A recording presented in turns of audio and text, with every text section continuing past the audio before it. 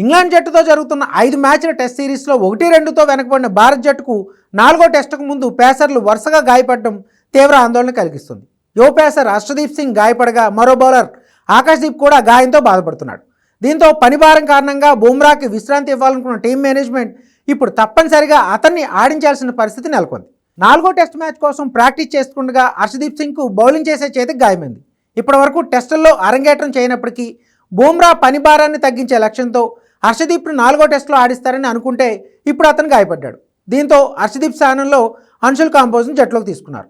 మరో pacer Akashdeep Lord's test match సమయంలోనే గాయంతో బాధపడ్డాడు. ఇప్పుడు ఆకాశ్దీప్ను కూడా బెంచ్కే పరిమితం చేయాల్సిన పరిస్థితి కనిపిస్తుంది. ఈ నేపథ్యంలో బుమ్రా ఆడటం దాదాపుగా ఖాయమైంది. నిజానికి మిగిలిన 2 టెస్టుల్లో ఏదో ఒక మ్యాచ్లో మాత్రమే బుమ్రాను ఆడించాలని కోచ్ గంభీర్ నిర్ణయించుకున్నాడు. టూర్ ప్రారంభానికి ముందే అతన్ని 3 టెస్టుల్లోనే ఆడిస్తామని గంభీర్ స్పష్టం చేశాడు. పలువురు మాజీలు దీనిపై అసహనం కూడా వ్యక్తం చేసినా టీం మేనేజ్మెంట్ మాత్రం బుమ్రా విషయంలో రిస్క్ తీసుకోకూడదని నిర్ణయించింది. కానీ ఇప్పుడు తప్పనిసరి పరిస్థితుల్లో బరిలోకి దింపబోతుంది. ఇదిలా ఉంటే ఆకాశ్దీప్ స్థానంలో అన్షుల్ కాంబోజ్ అరంగేట్రం చేయనున్నాడు. గత నెలలో ఇంగ్లాండ్తో జరిగిన ఇండియా ఏ జట్టులో అన్షుల్ ఆడాడు.